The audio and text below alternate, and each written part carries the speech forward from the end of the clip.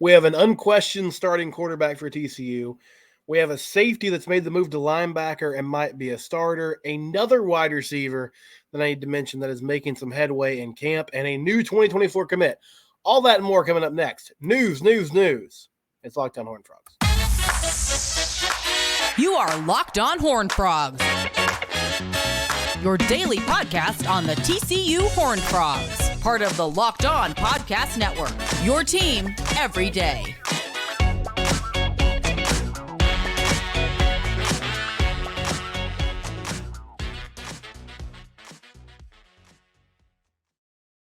Your team every day. You heard the woman. She said it. It's true. We've been going 5 days a week. That's what we do in the month of August. Great time to subscribe to the YouTube channel or to subscribe wherever it is you get your favorite podcast, because the Locked On Horned Frogs, we are giving wall-to-wall coverage as we get ready for football season. TCU football coming off that national championship appearance and trying to come back for more. And I don't think this is like breaking news. There was no announcement today. There still hasn't really been any sort of official announcement. Let me say that more clearly. About the quarterback position, I feel like if you polled most TCU people, they would say, yeah, Chandler Morris is the guy. But I get the sense that any doubt I had, which there wasn't much, has completely gone away. Nolan was an interesting pickup. We talked a lot about who are they going to go get to fill that final spot, to make sure they have, more than 2 scholarship QBs on the roster. Josh Hoover, the sophomore, had a nice spring camp. Nolan came in and played a lot of snaps at Oregon State, was coming off an injury. And so there was some thought of like, hey, maybe he could push Chandler a little bit, at least have a chance to win the job. And it's day 2 of practice, so there's time. But Chance Nolan, at the moment's running with the third team. He's learning a new offense. I think he's a viable option as a backup, and I feel like it was a really shrewd and smart pickup by this coaching staff. But it doesn't feel like there's any sort of competition. Last season, before the year started, and I don't know what the timeline was of when they officially decided last year that Chandler was going to be the guy. Of course, we all know what happened. He gets injured in that Colorado game, and then Max comes in. But, after every practice, in the spring and in the fall, it was like, hey, Coach Dykes, what's the update, right? Like, what's the latest? And he would always say, it's close, it's neck and neck. Nobody's asking what the update is at QB. In fact, today, I think it was Steven Johnson for the Fort Worth Star-Telegram, who does a really nice job covering the team, that asked Kendall Browse. Kendall Browse and Joe Gillespie spoke with the media, and he asked Kendall about, like, what does Chandler do well, and how are you going to use him to be successful? And Kendall sort of, he didn't brush out the question like in a disrespectful way, but he just said, well, we're still kind of learning that. Like, we're still figuring out what to do and how to move forward with them. And he said it was something that they won't fully figure out until the actual season starts. And you see him in a game situation and, live bullets. One thing that stood out to me in the spring game, which, we all know that it's a different scenario when you get into real football games and you're not trying to show much on film in those spring games. But I was surprised at how much they moved the pocket. And in my mind, usually when you're moving the pocket around, it's because you don't fully trust your O-line. But I think they like the idea, we've talked about them using the middle of the field and using all these weapons. You got guys in the slot, tight ends, all those things. So I think we can see some more bootleg action and just dumping the ball out to guys in space, because they have so many explosive players. And I discussed this on Thursday's episode. It's a lot of potential, right? Like it's guys that haven't necessarily done it at the college level, but they're just fast and there's so much speed on the perimeter and in the slot that I feel like they want to as every offense does, you want to make life easy on your QB. And so I don't have the sense that they're going to take as many deep shots as they did last year. Max had such a strong arm, and Quinn Johnson was so good at getting behind the defense. But I think there's going to be a lot of variety and diversity in the short and intermediate passing game, and I'm excited to see that. And Chandler, the question for me is not really – I think him staying healthy is a question, but that's not the biggest sort of roadblock in my mind. He's not built like a tank like Max was. At the same time, his 2 injuries, the Oklahoma State game, I mean, God bless. Like, they didn't play. They quit in that game. The team did. And there were extenuating circumstances. It was a week after the Baylor win, and Gary was gone, and we know the story. But that was not a great effort that night. And he was running for his life from the jump. Just wasn't a good night of football, right? And so he took a pretty good beating and got hurt. And then last season twisted his knee up, and that was a non-contact injury. So his availability is a concern. But my bigger question is just like, what is he comfortable with? What does he want to do in this offense? And what is sort of going to be the bread and butter of this team? He's got some athleticism. He can run the ball a little bit. I'm expecting a lot of RPO stuff, run pass option, opportunity situations with Chandler this upcoming season. But I mean, and I said this before about Chandler, it's this weird thing where he's been on campus for a long time. He's been in the college football lexicon and in this college football world for such a long time. He was at OU for a couple of years before moving on to TCU. And it feels like he's a guy that we know a lot about, but we haven't actually seen him in many game situations. The Baylor game is sort of what we hold on to. And I remember mentioning that one time, and somebody commented, and they were like, he's so much more than the Baylor game. Like, what? Like, please tell me what else he's done at the college level. And I'm not knocking him. Like, I understand you only get the opportunities that you get, but, that was the game he performed well in. He played like a little over a half of football against Oklahoma State, and then 3 quarters or 2.5 quarters against Colorado. And that's been pretty much the extent of his college football career. So we'll get a better sense of who he is and what he does well when these games start. But for me, the question is much more just about his ability and what he can do at that quarterback position and what they want to build around him than it is his availability, which is sort of its own kind of branch of the tree. We talked receivers yesterday, Cordell Russell and DJ Allen emerging in practice number 1. I discussed the different options of outside wide receiver. And there were some guys I didn't even get to. Like Blake Knoll was someone who was also mentioned as a player that had a nice day, Chase Jackson. And then Jalen Robinson, who his nickname was Flash, has sort of had an interesting career, had one outstanding season at UCF where he had over 900 yards receiving. And it was during the 2020 COVID year where they didn't play a full schedule.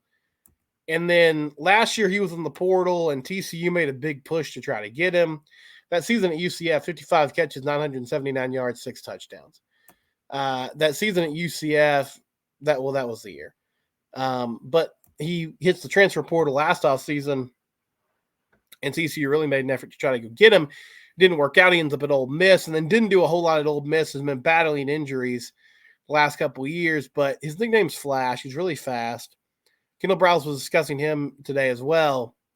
I mean, that's a real deal weapon. Like if he can stay healthy and find a way to integrate into this offense quickly, then there's another guy that's got the juice and can be a real deep threat, which is something that this team needs because they got a lot of speed, but most of it's in that inside wide receiver position. And so, you can throw up the seam, but it just, you'd like to have some more big time plays somewhere within the offense. And Jalen Robinson is a player that can provide that. So just a lot of explosive athletes, man, a lot of different guys that could and hopefully will step up and be players for this TCU football team. On the defensive side of the ball, Joe Gillespie, defensive coordinator, spoke with the media as well. He said Jonathan Bax continues to impress, and he called him a student of the game, very mature, was an early enrollee, and he's taking advantage of that and expects him to be a contributor this season. And then another name that sort of caught my eye was Nnamdi Obizor. And so Nnamdi was a safety last year. It was a backup safety, but he played a lot of snaps. And he made the transition to linebacker in the offseason, which was, a note that we discussed. But at the time, I was like, okay, that's interesting. Like, there's a lot of similarities between safety and linebacker in this defense. It doesn't feel like the biggest transition in the world, but I had no idea what the expectations would be for him. Well, he's running with the ones right now. I mean, it's really early in fall camp, but he's a starter, and he's taking that place of D. Winters. We discussed Marcel Brooks. Could he be kind of the perfect fit for that Swiss Army knife star position? Abizor's the dude right now. We'll see like where a guy like Shad Banks fills in, but just intriguing that he's kind of jumped the line here, and a good decision and a good find by this coaching staff if he ends up being a key contributor for this defense at that linebacker position. When we come back, the Frogs continue to stay hot on the recruiting trail. Another 2024 commit, and it's another big man in the trenches. We'll do that next on Locked On Horned Frogs. LinkedIn, we've been talking about the last few days, linkedin.com/lockedoncollege. Go there today to post your job for free if you own a business or if you are in the business of hiring people. A potential hire can feel like a high-stakes wager. You want to be 100% certain that you have access to the best qualified candidates available, and that's why you have to check out LinkedIn Jobs. If you want to cast a wide net and get the best people, then you have to use LinkedIn Jobs. LinkedIn Jobs helps find the right people for your team faster, and they do it for free. You can add your job to the purple hashtag hiring frame on your LinkedIn profile to spread the word that you're hiring. They have simple tools like screening questions to make it easy to focus on candidates with the right skills and experience so you can quickly prioritize who you'd like to interview and hire. You don't want to waste time through this process, and LinkedIn helps you make this a much more streamlined and efficient process, which I know is what everybody wants to do. In the business world, there is no wasting time. LinkedIn Jobs helps you find qualified candidates you want to talk to faster. Post your job for free at linkedin.com/lockedoncollege. LinkedIn Jobs is ranked number 1 by small businesses in delivering quality hires versus the leading competitors. Again, that website, linkedin.com/lockedoncollege to post your jobs for free. Terms and conditions, as always, do apply.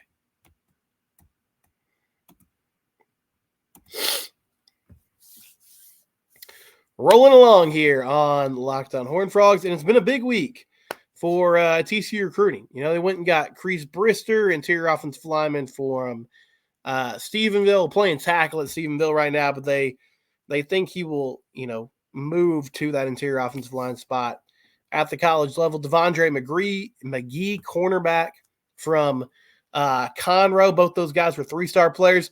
Wesley Harvey, sort of a very under the radar pickup by the Frogs. Also an offensive tackle. Good frame, kind of thin, over 6 feet tall, but sitting at 250, I believe, from Muskogee, Oklahoma. And, another guy that it felt like it seems like they scouted, feel good about, and want to kind of move in on and get locked in before potentially his recruitment gets crazier as the season goes on. And then Mitch Hodnett is your new commit. He committed this afternoon at 5 o'clock on a radio program. He's from Monroe, Louisiana, and pretty good offer list here. Houston, Oklahoma State, Kansas State. If Chris Kleiman and Colin Klein like an offensive lineman, then that's a good sign for me because they're good at scouting that position. They use their linemen in a lot of different ways, and they do some very interesting things from like a scheme standpoint, what they do with their pulls and different, blocking schemes on the line. And so I think this speaks to the fact that this is a pretty sharp kid that understands what he's doing. And so Mitch committed to TCU. AJ Ricker goes and gets another one. And this is becoming a theme now that the trenches are an important part of what TCU is doing for this 2024 football class. That is now 5 players that are committed that play the O-line. They are all offensive tackles, and they are all big physical players, over 6 feet tall. And, you have a good little variation of like Tobias Stips is long and lengthy and, has great feet, 6'6", 260. Brister seems more like a prototypical kind of a squatty guy, but he stands at 6'5" as well, so he's going to tower over some players. Ryan Hughes, 6'6", 295. And now you bring in Mitch Hodnett, who's 6'5", 295. We talked about Wesley Harvey earlier, who's over 6 feet tall and has a more slight frame for an offensive lineman. So not sure if he's going to stay outside or if he'll eventually slide to that interior offensive line as well. But a busy offseason for A.J. Ricker and company. And I think, this is one position where TCU needs help. They've churned out offensive linemen at the NFL level, but it just feels like, especially these last few recruiting classes, some of these younger guys that they've picked up haven't really panned out or developed as quickly as they'd like them to. You saw in the transfer portal this year, they go get Colton Deary from Maryland, who might play center, might play guard, not exactly sure where he's going to end up this year. And then they went and got Willis Patrick from Jackson State, big interior offensive lineman. So, that's your starting guard and center this year. Not sure which one it's going to be, but I think that speaks to the fact that, they don't feel just amazing about some of the other players in that room. Now, Garrett Hayes is somebody who it seems like is, right there, going to be running with the twos this year and could rotate in and out and see some significant snaps this season. But by and large, it's a group that there just haven't been a lot of players they've hit on lately. And so bringing in 5 offensive linemen in this class makes a lot of sense. And you hope that you're able to, bring them along and get them to a place where they are feeling good going into the fall next year. And so TCU football is kind of this coaching staff. They've rebounded well. There was a time where it was pretty dead in July and they got back. They're starting up fall camp now and they land 4 commits this week. And 3 of those are on the offensive line. So a good job of, okay, we struck out on some players. We're going to regroup, refocus, and find a way to move forward. And I've discussed this at length this week, but now you turn your attention to, all right, how do we sustain the success from last season, make sure that these guys know this wasn't just a flash in the pan. This was a team that is ready to continue to build on what they did in 2022. But I think A.J. Ricker's a good coach. I like what they're doing up front. That line was really good last season. I think this year will be a good barometer for kind of what the development looks like. How do you shuffle around? How do you make guys into quality players, year after year after year? But like the direction they're going, and landing another offensive lineman makes a lot of sense. And it's another guy with an impressive offer list. So they have a good base of commits, going into the football season. Not sure if they'll add 1 or 2 more before the actual season starts. But then once it does, they'll have the chance to go, build off that success and hopefully land a few more and just keep pushing and moving forward. So I think 247 Sports still has them as 50th in the team rankings. On 3 has them at 44th. So a good start to the off season here, or as they finish up the off season, a good start to this part of the recruiting cycle. And now you go into the fall and you try to build on that momentum and get to, that place where you're up in the 20s and 30s. That would be good for TCU football. Maybe even higher than that if they can do it. But yeah, Mitch Hodnett, another commit for the Frogs on the O-line. Seems like that's a huge emphasis. Also got 2 guys on the D-line with Travis Jackson and Sterling Brooks. So this coaching staff seems to understand the importance of, finding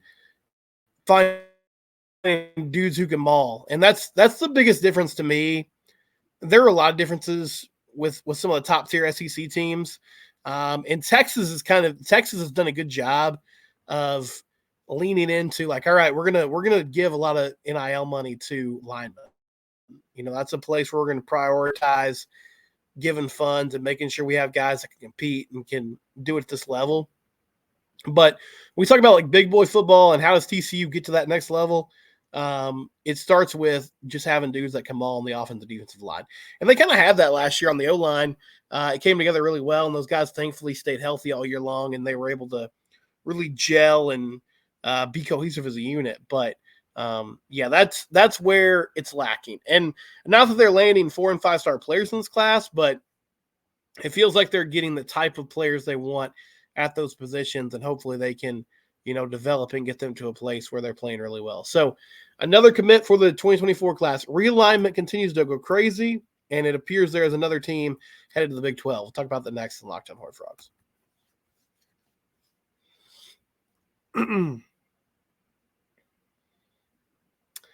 So I'm recording this on Thursday evening, and it's called X now. I still call it Twitter. Elon Musk has changed the name to X, and I haven't come to the place yet where I can call the website X, but whatever you want to call it, I still refer to it as Twitter. The news is that Arizona, which we've talked about how they appear to be the next team that is moving towards membership in the Big 12. Colorado made that jump. Arizona has long been rumored as another school who is interested in working with Brett Yormark. And news is that they are a hard lean to the Big 12. That is the news as of today. Ross Dellinger from Yahoo Sports says Big 12 executives met Thursday to approve the application of Arizona as a 14th member, paving the way for the Wildcats to enter the conference. It's another step in Arizona's path to join. The final step will be approval from its Board of Regents. So it looks like Arizona is making the move to the Big 12. All that has to happen now is their Board of Regents has to approve that move.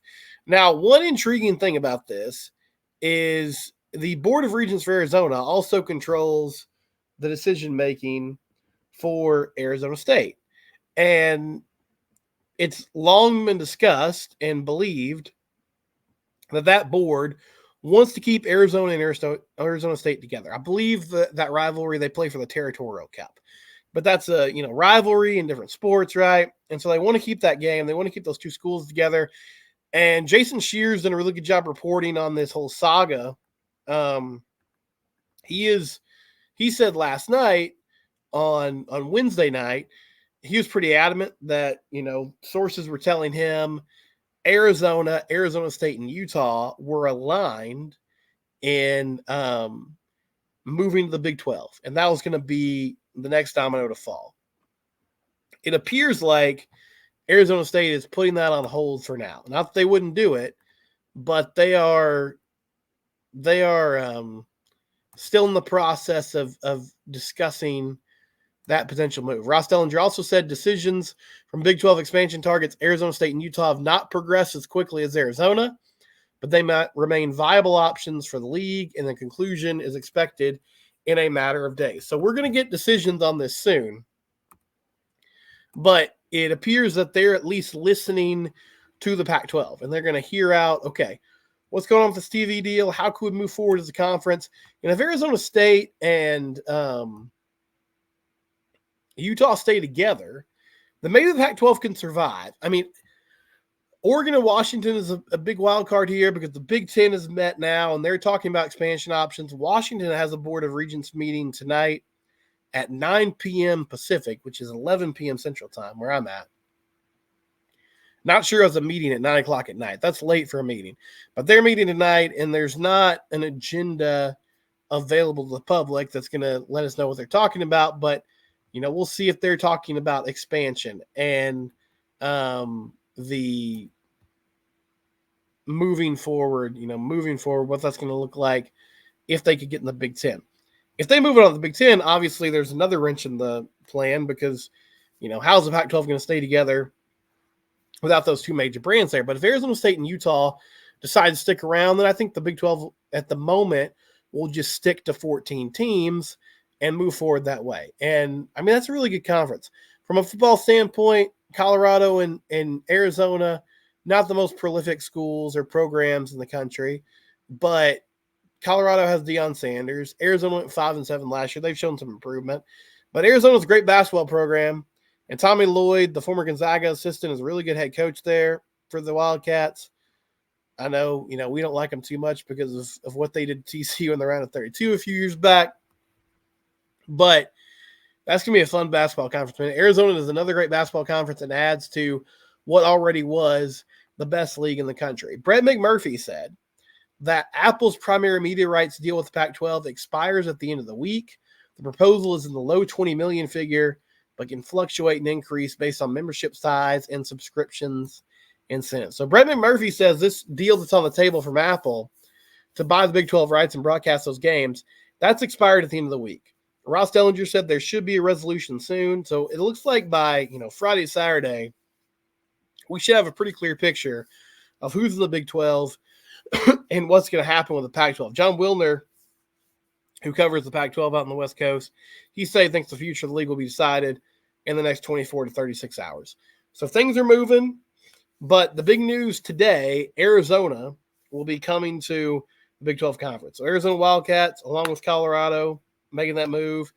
Big 12 did it. They landed 2 Pac-12 schools, and it's to be determined if they do more than that.